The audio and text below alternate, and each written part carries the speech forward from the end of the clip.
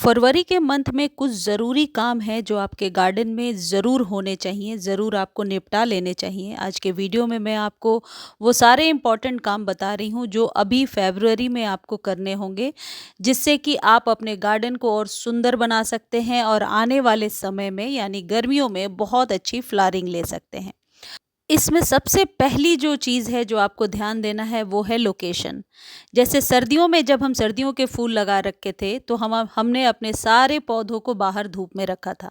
लेकिन क्योंकि ये स्प्रिंग का सीज़न है और जो हमारे डेलिकेट पौधे थे, कोमल पौधे थे, वो ज़्यादा तेज़ धूप की वजह से उनकी पत्तियां अब जल रही हैं। तो सबसे पहले आपको अपने गार्डन में लोकेशन को चेंज करना होगा। सभी पौधों को उनके ज़रूरत के अकॉर्डिंग ही सनलाइट में चेंज करना होगा। यानी कि यदि आप अपने पौधे को लॉन्ग टर्म के लिए बचा कर रखना चाहते हैं, खासकर वो पौधे जिन्हें ज़्यादा तेज़ धूप नहीं चाहिए, तो उन्हें फ़ेब के मंथ में एक लोकेशन आप दे दीजिए जहाँ से कि वो अच्छे से सर्वाइव कर सकें और तेज़ धूप भी ना पड़े।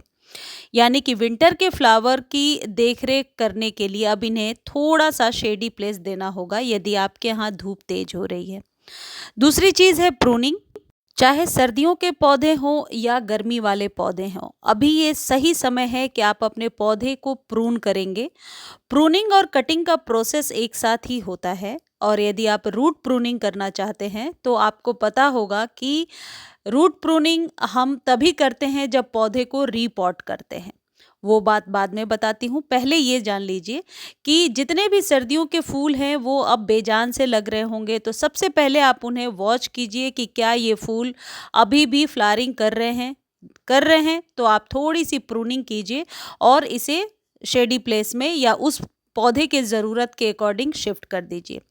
वो पौधे जो परमानेंट हैं जैसे कैलेंकोई वगैरह है और ये तेज़ धूप में है, तो आप इसे ऐसी जगह रख दीजिए जहाँ पर कि इसे रोशनी तो मिल रही है लेकिन धूप से पौधा जल नहीं रहा है। प्रूनिंग आप अपने परमानेंट वाले पौधे की भी करेंगे, अभी वो पौधे जो आने वाले समय में फ्लावरिंग करेंगे।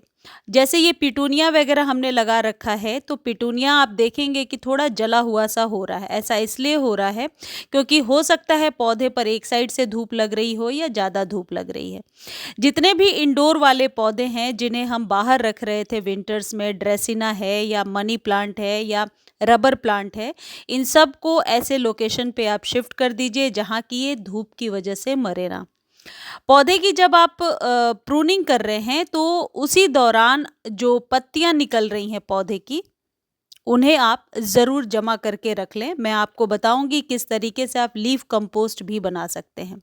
वो पौधे जैसे पीस लिली है या एंथोरियम के पौधे हैं, इनको ज़्यादा धूप नहीं चाहिए, लेकिन आपको ये देखना होगा कि आपके यहाँ किस तरीके की धूप हो रही है। क्या वो पौधे जो शेड में रहना पसंद करते हैं उनके लोकेशन को चेंज कर दीजिए और हल्की प्रून कर दीजिए। अगला जो इम्पोर्टेंट टॉपिक है वह है रीपॉट द प्लांट यानी कि रीपॉटिंग। वो पौधे जिनकी जड़ें भर गई हैं, जो रूट बाउंड हो रहे हैं या बहुत छोटे कंटेनर में लगे हुए हैं और आप उन्हें न्यू बड़े कंटेनर में लगाना चाहते हैं या उसी कंटेनर में वापस से लगाना चाहते हैं, तो आप पौधे को बाहर निकाल करके उनकी जड़ों को ट्रिम कर सकते हैं और उसे रीपॉट कर सकते हैं नए सॉइल में। एक चीज़ और करना होगा कि यदि आप पौधा बाहर निकाल रहे हैं तो कोशिश कीजिए कि उसकी मिट्टी में एक दिन अच्छे से धूप लगा दें और उस गमले को धूप में रहने दें, क्योंकि सर्दियों में तेज़ धूप नहीं होती तो पौधे के किनारे आप देखेंगे कि मिट्टी ज़्यादा सूख नहीं रही है, जिस वजह से पॉट में फंगस ऑलरेडी लगा होता है। तो यदि आप रीपॉट कर ही रहे हैं तो साथ में ये करें कि जो गमला है उसे आप पूरे दिन के धूप में छोड़ दीजिए और उसके बाद उस सॉइल में आप न्यू पौधे को भरिए या न्यू सॉइल को भरिए। जब भी आप पौधे की कटिंग कर रहे हैं तो उस कटिंग को आप चाहे तो रीग्रो कर सकते हैं। यदि ये स्टेम 6 महीने पुरानी है, चाहे जिस भी पौधे की है जिसकी कटिंग, जैसे गुलाब, गुड़हल, मोगरा या और भी पौधे हैं, जेड है, इन सब की कटिंग को आप लगाने के लिए कोशिश ज़रूर करें। एक वेल ड्रेन सॉइल में इनकी कटिंग से आप अभी फ़ैब के मंथ में यानी स्प्रिंग में न्यू पौधे बना सकते हैं। या फिर आपको लगता है इसकी कटिंग ग्रो नहीं होगी, इसके लीव्स सूख गए हैं, तो लीव्स की प्रूनिंग ज़रूर कर दें और लीव्स को प्रून करने के बाद आप बिल्कुल भी ना फेंकें। ये आपके गार्डन के लिए ट्रेजर है, खजाना है। ये जो लीव्स है, ये लीफ कंपोस्ट आपके पौधे के लिए बहुत ही बढ़िया साबित होता है। इन सारे पत्तों को आप इकट्ठा करके कंपोस्ट बना सकते हैं या आप किचन वेस्ट से खाद बनाते हैं, तब भी ये बिल्कुल उचित टाइम है। देखिए, मैंने भी कंपोस्टिंग की तैयारी शुरू कर दी है। इन पत्तों के ऊपर यदि मिट्टी डाल करके किसी बंद आप कह सकते हैं बंद जगह पे रख देंगे, बंद कंटेनर में, तो ये बहुत जल्दी गल जाते हैं और इससे पानी भी नहीं निकलता। जितनी भी आप प्रूनिंग वगैरह करते हैं, सारे पत्तों को आप एक जगह रखिए, ऊपर से थोड़ा सा सॉइल डाल दीजिए। ये बिल्कुल कोकोपीट की तरह बाद में काम करता है। बाद में धूप दिखा करके इसे रख लीजिए और जब कभी भी आप न्यू सॉइल बना रहे हैं तो उसमें 2-3 चम्मच इसे मिलाइए। ये जो लीफ कंपोस्ट है, ये आपके पौधे पर बहुत ही बढ़िया काम करता है और गर्मियों में ही हम कंपोस्टिंग अच्छे से कर पाते हैं। अगला जो इम्पॉर्टेंट टॉपिक है जो आप ध्यान में रखेंगे, वो है कि यदि आप कटिंग लगाना चाहते हैं, कई लोग लीफ से कटिंग लगाते हैं, कई लोग इस तरीके से छोटी छोटी कटिंग, जो आप गर्मियों में पूरी गर्मी ये फ्लावरिंग करेगा, तो ये बिल्कुल सही टाइम है। इसलिए क्योंकि अभी दिन और रात में बराबर बैलेंस चल रहा है। रात को बहुत ज़्यादा आप ये नहीं कह सकते कि फ्रॉस्ट हो रहा है या बहुत ज़्यादा कोल्ड है, दिन में धूप भी बहुत ज़्यादा नहीं है। तो ये स्प्रिंग का सीज़न जो होता है, ये सही टाइम होता है जब आप हैंगिंग बास्केट के लिए कोई पौधा तैयार कर रहे हैं या अपने पुराने पौधे को कट करके न्यू पौध बनाना चाहते हैं, तो स्प्रिंग में अभी बना सकते हैं। और फैब का मंथ जो होता है इसलिए भी इम्पॉर्टेंट है क्योंकि जो पौधे डोरमेंसी में थे, उन्हें हम फिर से रीजुनवेट करेंगे नई फ्लावरिंग के लिए।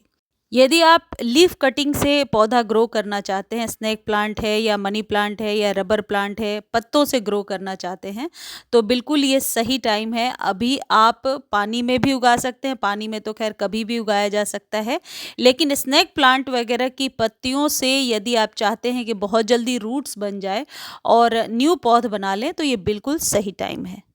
अगला जो ज़रूरी काम है जो आप अभी गार्डन में करेंगे और सभी पौधों के साथ करेंगे, वो है गुड़ाई यानी कि टाइलिंग। अपने सभी पौधों की ऊपर की मिट्टी को इस तरीके से खुरच कर हटाना ज़रूरी है। इस प्रोसेस को कभी भी स्किप ना करें। फैब में ये काम अच्छे से करें, अपने एक एक करके अपने गमले की मिट्टी को इस तरीके से गुड़ाई करें। अगला जो इम्पोर्टेंट वर्क है वो है फर्टिलाइज़र। ये ऐसा समय होता है जब आप अपने सभी पौधों को फर्टिलाइज कीजिए, अच्छे से फर्टिलाइज कीजिए, किसी भी कंपोस्ट की सहायता से या काऊ डंग मैन्योर की सहायता से। वो पौधे जो अब फ्लावरिंग करना शुरू करेंगे, जो पिछले 2 महीने से डोरमेंसी में थे, उन पौधों को यदि आप फर्टिलाइज कर देंगे तो ये पौधे बहुत जल्दी अपनी बढ़त दिखाएंगे। जैसे रबर प्लांट वगैरह हैं, इन्हें भी अभी आप फर्टिलाइज करेंगे। हर एक इंडोर प्लांट या फिर डेकोरेटिव प्लांट या आउटडोर के जितने भी प्लांट हैं, सभी को फर्टिलाइज करना है अच्छी बढ़त के लिए। स्प्रिंग में एक बार यदि आप फर्टिलाइज कर देते हैं तो आप देखेंगे कि गर्मियों तक आपका पौधा बहुत ही सुंदर हो गया है। रबर प्लांट की कटिंग लगाना चाहते हैं तो ये बिल्कुल सही टाइम है, या फिर एरिका पाम है या जितने भी पौधे हैं, सबको अभी आप फर्टिलाइज कीजिए। यदि किसी पौधे की आप सीड्स लगाना चाहते हैं या फिर आपके गार्डन में ऑलरेडी पौधे जो सूख गए हैं, उनके सीड्स को आप कलेक्ट कर सकते हैं। जैसे मैरीगोल्ड के सीड्स रख सकते हैं, और भी पौधों के सीड्स जो सूख रहे हैं जैसे अपराजिता है, उनके सीड्स को कलेक्ट कीजिए। ये जो मैरीगोल्ड है या अपराजिता है, इनके सीड्स को आप वापस रीग्रो कर सकते हैं और ये नेचुरली यदि सूखे हुए होते हैं तो इन्हें उगाना बहुत आसान होता है। अपराजिता के सीड्स को किस तरीके से लगाना है, अभी 2-3 दिन पहले ही वीडियो में मैंने शेयर किया था। ये जो इंडोर प्लांट्स हैं इनकी स्पेशल केयर आपको करनी पड़ती है अभी फैब में। ये इंडोर प्लांट्स जो आप यूँ कह सकते हैं धूप में बाहर रखे थे सर्दियों में, अब इन्हें वापस शेड में ले जाने का समय हो गया है। जैसा कि मैंने शुरू में बताया कि लोकेशन को आप सही ढंग से समझ के अपने पौधों को शिफ्ट कर दीजिए।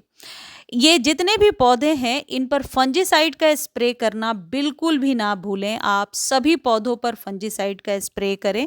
अगला जो सबसे इम्पोर्टेंट पॉइंट है वो है अपने जितने भी गार्डन के पॉट्स हैं उनको आप पेंट करा सकते हैं या फिर क्लीन कर सकते हैं सादे पानी से। मैंने भी अपने सारे पॉट्स को अच्छे से क्लीन कर लिया है, जिससे कि कई बार फंगस वगैरह लगने के चांसेस नहीं होते हैं। ये एक इम्पॉर्टेंट वर्क है।